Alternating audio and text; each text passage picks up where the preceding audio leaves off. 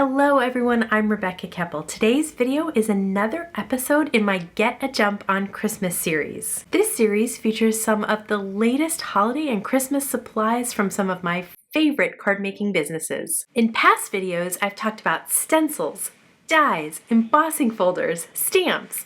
In this video, I am talking about panel or background dies and Slimline dies. I'm using 3 new die sets from Waffle Flower's Christmas in July release, so let's take a look at those real quick. These are the 3 die sets that I'm using from Waffle Flower today. You can see that this A2 panel die cuts out the A2 panel. There's a stitched line around the poinsettias and it cuts out all the poinsettias as well. This is the holiday stripes die. It also cuts out an A2 panel and it cuts out the stripes inside, and I love the different widths of the stripes.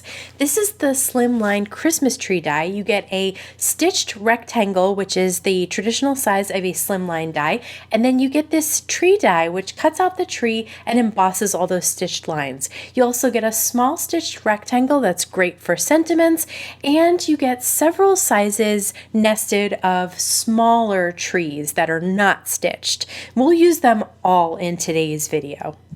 Now let's make some cards using those dies.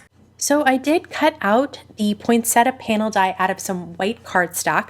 I am going to save those positive pieces of poinsettias for a card later.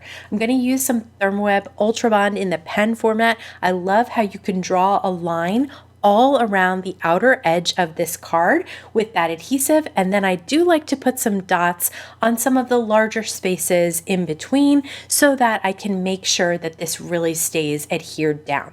I did have a little red hanging out the side there that I did need to trim off. That's just because I didn't place it down perfectly or my red panel wasn't cut perfectly.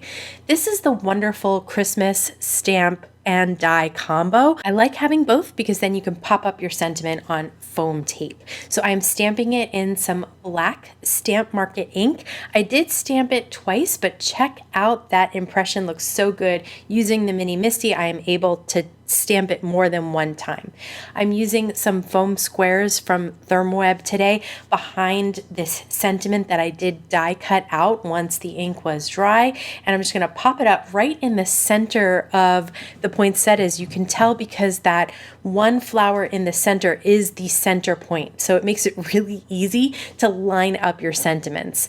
Then I'm going to use some Enchanted enamel dots from Waffle Flower because they have the perfect yellow that you can place in the center of all the poinsettias for the flower centers. This is such an easy card to make. You could make it in a ton of different colors, and once the holidays are over, you could pretend that these are daisies, right? They don't have to be poinsettias. So this is a really versatile panel die that I like having in my stash. I'm going to do the same thing with the holiday stripes die. I do use half a piece of 8.5 by 11 when I'm cutting out these panel dies, since they cut around the edge of the A2 panel, and you could save these stripes again. You could ink blend on them and put them on a card. I'm going to today use some Memory Box polished foil pad. For those of you who've seen my past videos, you know that I love this pad. This is not the first one that I've purchased. It's probably the second or the third, and I really just love all the colors in it. I'm going to use some Stamp Market emboss ink on another sentiment from that same wonderful Christmas stamp and die combo from Waffle Flower. This time I am heat embossing it with some silver embossing powder. Love the shine that you get from that silver embossing powder once you heat set it. I'm going to put a little tape to hold the die in place and then cut it out, and then I'm going to use the same Ultra Bond glue on the outside of the stripe panel, and I'm going to make sure to put some glue on the thicker stripes as well. Could have definitely used a little bit of adhesive on those thin stripes, but they ended up staying in place once everything was really adhered down. Again, I used some foam squares behind the Deck the Halls with Boughs of Holly sentiment, and that's it for this card. It looks like those candy stripes. I love the foil. It looks like wrapping paper, and you could definitely use this panel again with non-holiday colors and non-holiday sentiments. So I did want to share how the Slimline Christmas tree dies work. I cut out the Slimline stitched rectangle, and now I'm going to take the tree die and I'm going to tape it in place where I want it on that Slimline background. So you can see it cuts out the tree and the star, but everything else is embossing. So the star sparkles are embossed stitch and around the tree is embossed stitch. I decided to actually do the same thing out of some pink cardstock, and now I'm stamping 2 sentiments from the Big Dots holiday stamp set in next to each other so that I can cut them out with the same stitched rectangle die that came with the Slimline Christmas tree die set. I die cut another pink panel out of the stitched rectangle, and I'm going to adhere the panel that I cut the tree out of on top of that so that I have a place to put my tree and my star. I just put a little tape runner behind this gold metallic star and place that inside, and then I cut out the tree out of some key lime cardstock and adhered that down. So these are non-traditional colors, obviously. I love to do at least one card with some fun, bright colors for the holidays because sometimes I just get bored of using the traditional reds and greens. So here are the flowers from the first card that we made, and to set aside, I am going to kind of peel up the petals so they look dimensional, and then just put a dot of adhesive right in the center and adhere it down to this little tree. And I think that they look like the perfect little decorations for this cute little modern tree.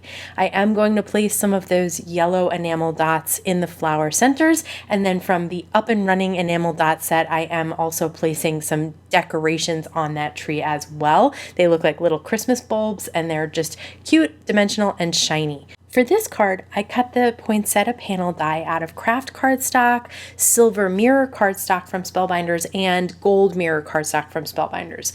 The silver and gold panels I'm going to set aside for future cards. For this card, I'm going to use the poinsettias that I had cut out, those positive pieces, and I'm going to place every other one with a mirror cardstock. So we have at the top gold, then I'm going to leave it white, and then gold.